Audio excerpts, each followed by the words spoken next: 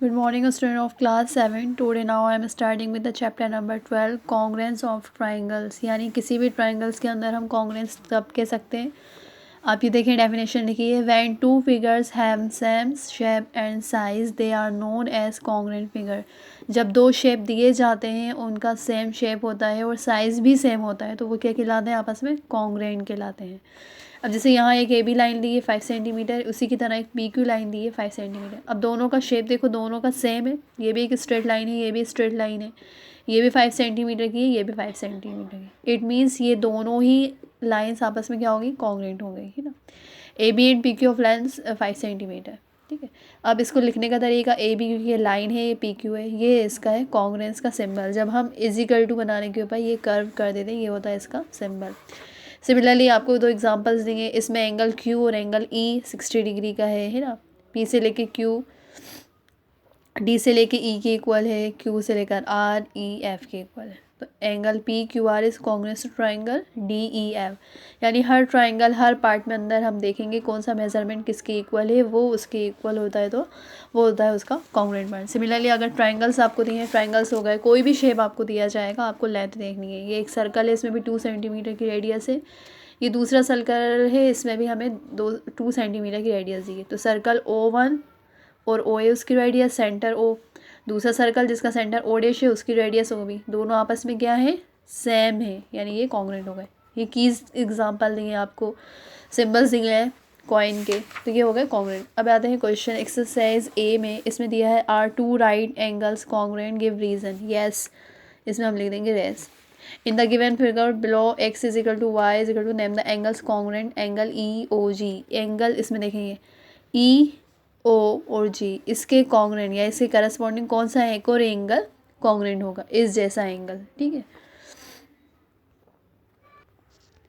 Okay, तो angle G O F या जी ई O जी, ये है देखो ई ओ और जी, इसके करस्पॉन्डिंग ये वाला एंगल ई ओ जी. इसके जैसा एक और एंगल कौन सा होगा? एच ओ और एफ, ये वाला एंगल, ये इसके करस्पॉन्डिंग बन गया एच ओ एफ. तो आप इसका आंसर क्या लिख देंगे? Angle H O F. ये इसकी इक्वल था, इसलिए हमने. थर्ड क्वेश्चन में आपको ट्रू और फॉल्स बताना है. ये डायग्राम बना हुआ है.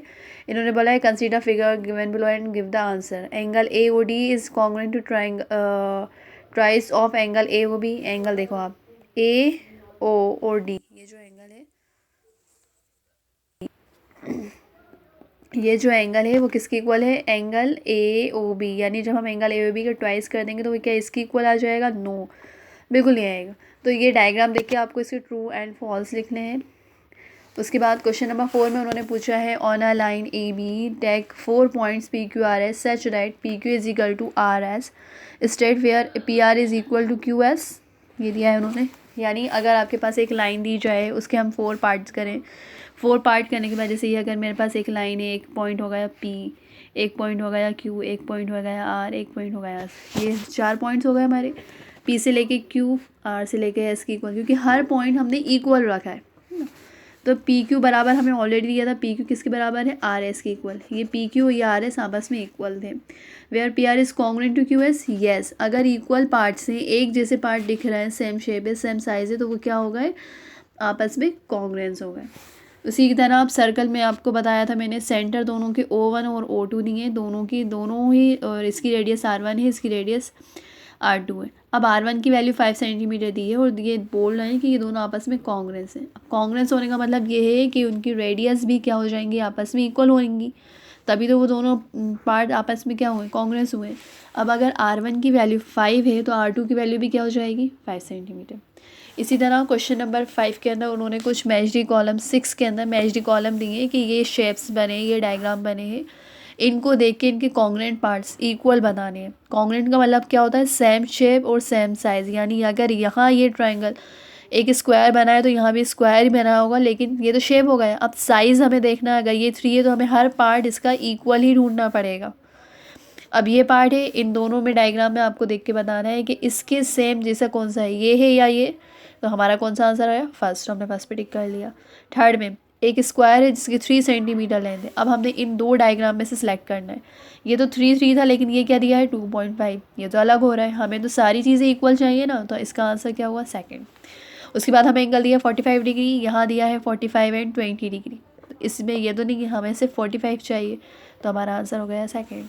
उसके बाद हमें दिया 6.5 सेंटीमीटर, तो दूसरी साइड भी 6.5 ही मिलनी चाहिए, तभी तो वो कॉन्ग्रुएंट होगा। ये क्या है 5.6, लेकिन हमें क्या चाहिए 6.5, तो ये होगा हमारा आंसर। सो आपको ये राइट एंगल कॉन्ग्रुएंट्स की डेफिनेशन लिखनी है और ये एक्सरसाइज कंप्लीट करनी है।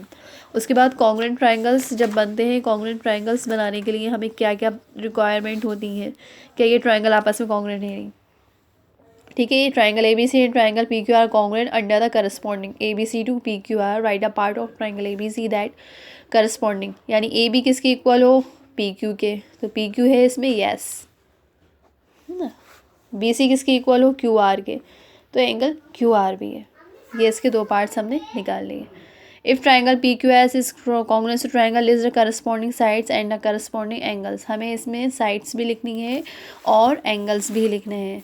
देखें एक्सरसाइज B,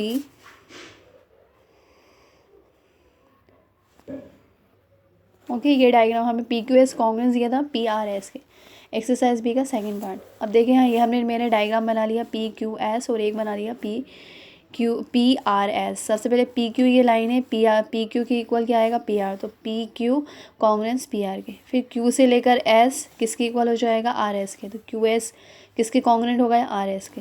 फिर P से लेकर S किसके इक्वल आएगा, P से लेकर S के, तो PS किसके इक्वल होगा PS के। ये हो गई हमारी 3 साइड्स। अब एंगल्स P के इक्वल इसका एंगल P, Q के इक्वल एंगल R, S के इक्वल एंगल S। ये हो गया हमारा क्वेश्चन नंबर 2।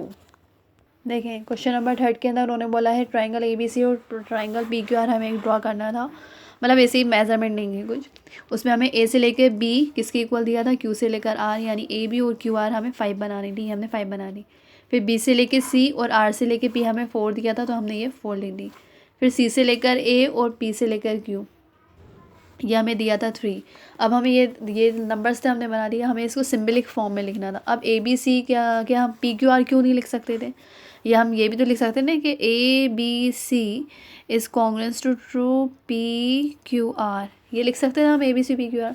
अब देखें ABC, लेकिन यहाँ क्या बन रहा है, A की जगह क्या है Q, B की जगह क्या है R, C की जगह क्या है P, और AB किसके इक्वल था QR के, तो AB और QR आना चाहिए। इसलिए मैंने क्या लिखा है triangle ABC is congruent to QRP। PQR नहीं लिखा, वो गलत हो जाएगा, QRP इसलिए लिखा है क्योंकि A जो है A के करस्पॉन्डिंग क्यों ना आ रहा है Q आ रहा है।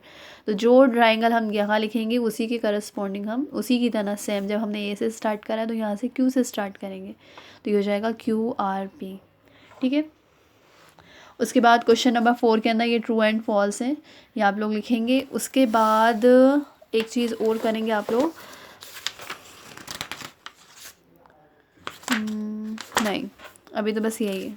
Okay, so exercise A and B is completed of chapter number 12 which you have to write in your geometry copy.